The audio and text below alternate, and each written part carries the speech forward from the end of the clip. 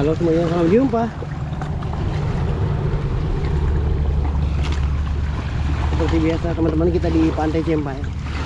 Kita mau ngumpulin kantong sampah di sini.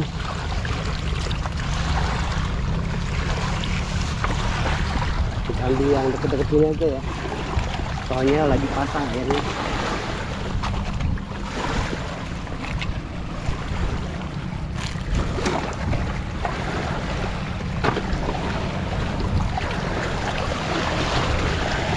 Kalau di sini sama ya, sampah kain juga banyak banget di sini.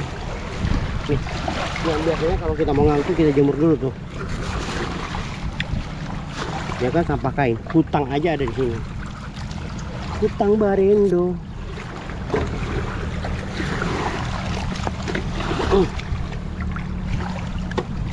Oke, cukup ya. Sampai ketemu besok. Salam jumpa. Jika kalian berada di Kabupaten Sidan dan Rapang, Sulawesi Selatan, jangan lupa mampir di Kampung Arnum di Desa Datai, Kecamatan Watang, Pulau Sidrap. Resto baru yang menyulap empang ikan menjadi tempat makan sekaligus berwisata. Suasana pedesaan langsung terasa dengan suara kicauan burung yang bersahutan.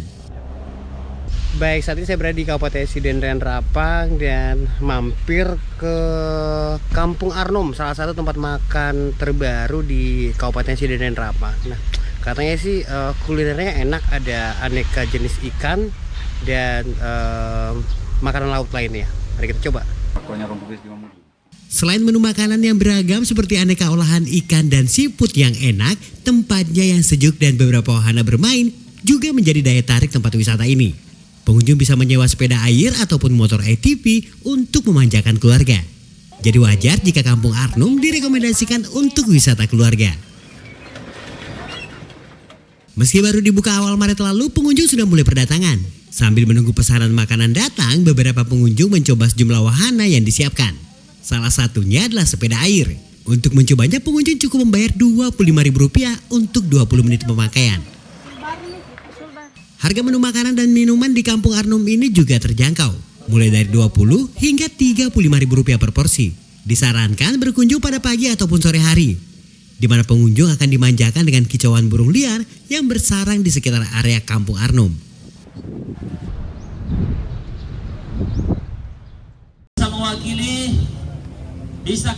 Sejumlah ormas, LSM dan komunitas di Kota Parepare, Sulawesi Selatan bersama puluhan warga yang mengaku sebagai korban banjir menggelar aksi unjuk rasa di depan kantor Wali Kota Parepare dan juga gedung DPRD Parepare. Aksi ini menuntut keseriusan pemerintah terkait penanganan pasca banjir di Parepare. Memang kondisi infrastruktur berupa 2 jembatan di wilayah Kecamatan Bacu Kiki Barat hingga memasuki hari ke-8 pasca banjir belum diperbaiki. Hal ini juga lah yang membuat demonstran menilai kinerja pemerintah sangat lamban. Selain berorasi di depan kantor wali kota, demonstran juga mendatangi gedung DPRD Kota Parepare. Mereka meminta DPRD Parepare mendesak pemerintah kota untuk secepatnya memperbaiki sejumlah fasilitas publik yang dianggap penting seperti jembatan dan akses jalan. Ini semata-mata menyampaikan aksi keprihatinan kepada pemerintah kota dan juga ke DPR. Melihat penilaian kami dari MPB itu pemerintah kota dan DPR tidak maksimal menangani. Bahkan kita melihat terkesan tidak serius ya terhadap penanganan banjir. Buktinya korban-korban ini sampai hari ini masih banyak yang belum terlayani dengan baik. Belum lagi berbicara persoalan langkah-langkah konkret dari pemerintah kota untuk mengatasi banjir yang kemungkinan rawan lagi untuk terjadi. Sementara itu, mewakili Wali Kota Parepare yang kebetulan masih di lokasi bencana, Ade Irma Suryani, Kepala Badan Penanggulangan Bencana Daerah Kota Parepare, mengemukakan pihaknya khususnya BPBD Kota Parepare saat ini terus melakukan pelayanan terbaik agar Parepare secepatnya pulih pasca banjir. Yang sama kami hormati dan kami muliakan. Wakili Bapak Wali Kota kami mengucapkan permohonan maaf dan insya Allah kami dari pemerintah daerah akan selalu berusaha memberikan yang terbaik kepada masyarakat Kota Parepare.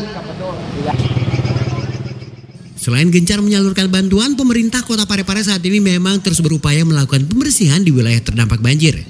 Meski beberapa infrastruktur hingga saat ini memang belum diperbaiki.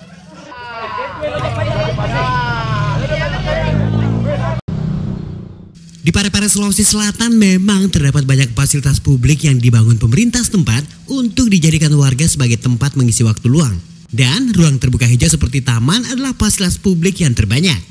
Selain Taman Mati Rotasi dan Taman Anjungan Cempai, ada juga Taman Syariah. Sesuai dengan namanya, konon taman ini terinspirasi dari salah satu taman yang ada di Abu Dhabi.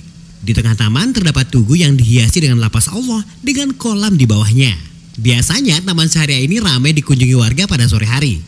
Meskipun selama musim penghujan jumlah kunjungan mengalami penurunan. Saat ini saya berada di Taman Syariah di Kota Parepare, Sulawesi Selatan.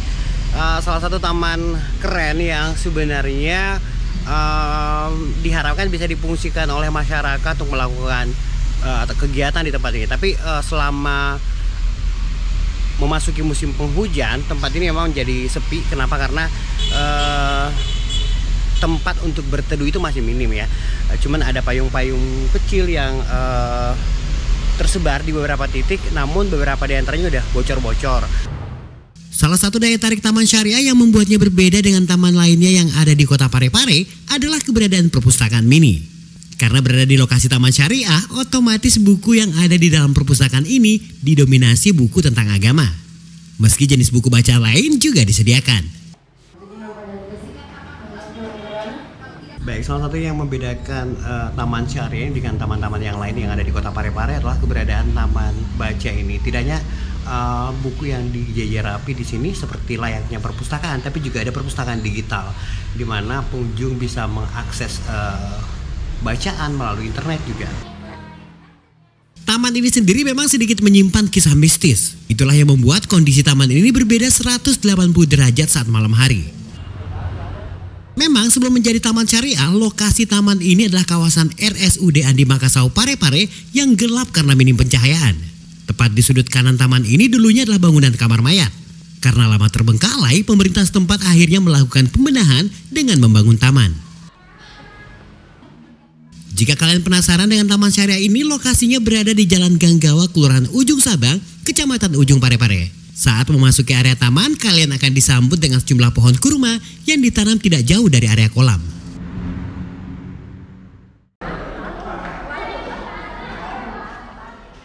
Masyarakat Bugis Sulawesi Selatan, khususnya di Kabupaten Sidendren Rapang, punya tradisi yang terus dilestarikan sejak zaman dulu. Salah satunya adalah macera. Macera dalam sastra Bugis zaman dulu diartikan sebagai darah. Jadi macera bisa diartikan sebagai mempersembahkan darah. Mungkin terdengar sedikit ekstrim.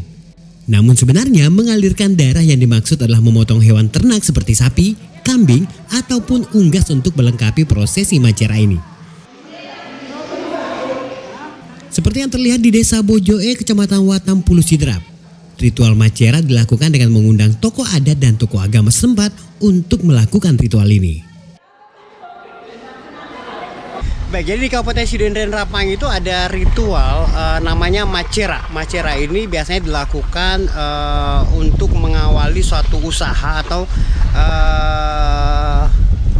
rumah yang pertama kali akan ditinggali.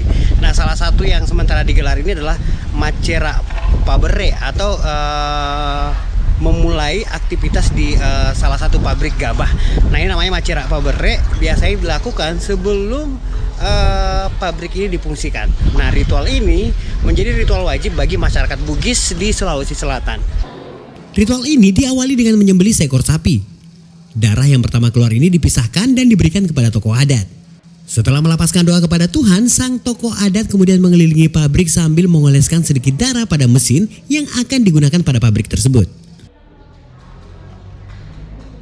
Setelah ritual ini dilakukan, dilanjutkan dengan makan bersama. Karena si pemilik pabrik diwajibkan untuk mengundang keluarga dan tetangga untuk makan bersama di lokasi ritual macera.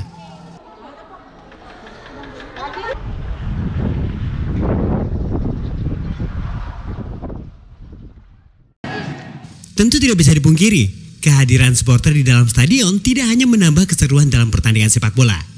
Kreativitas mereka dalam menghibur sekaligus mengobarkan semangat tim yang didukungnya kerap menjadi pusat perhatian. Tanpa mengenal lelah, mereka bahkan bisa bernyanyi sepanjang pertandingan. Terlepas dari sejumlah kerusuhan yang kerap terjadi dalam pertandingan sepak bola yang melibatkan supporter, tanpa kehadiran supporter di lapangan, pertandingan di dalam stadion rasanya tentu saja kurang lengkap. Apalagi bagi tim tuan rumah yang mengharapkan dukungan dari supporter. Jadi wajar jika supporter dijuluki sebagai pemain ke-13 dalam dunia sepak bola. Di Sulawesi Selatan, supporter terbesar tentu saja adalah para supporter tim sepak bola PSM Makassar. Tim yang dijuluki Laskar Ayam Jantan dari Timur punya sejumlah kelompok supporter yang setia untuk selalu datang saat tim kebanggaan mereka bertanding, baik pertandingan tandang maupun kandang.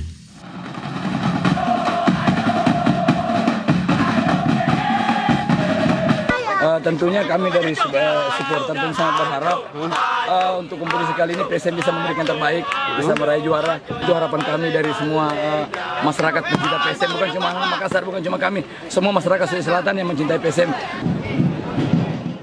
PSM Makassar sendiri memang dikenal sebagai salah satu tim legendaris di tanah air. Berdiri sejak 2 November 1915, kelompok supporter yang dimiliki diantaranya adalah The Maxmen, Red Gang, Laskar Ayam Jantan, Ramang Mania, Punggawa Eja, dan banyak lagi yang lainnya. Di Indonesia, dandanan supporter saat datang ke stadion memang sangat unik. Seperti berdandan ala superhero hingga berdandan mirip dengan tuyul ataupun pocong. Mereka juga kerap membawa spanduk dengan tulisan unik yang bertujuan untuk memberikan semangat ataupun kritik kepada tim yang mereka dukung.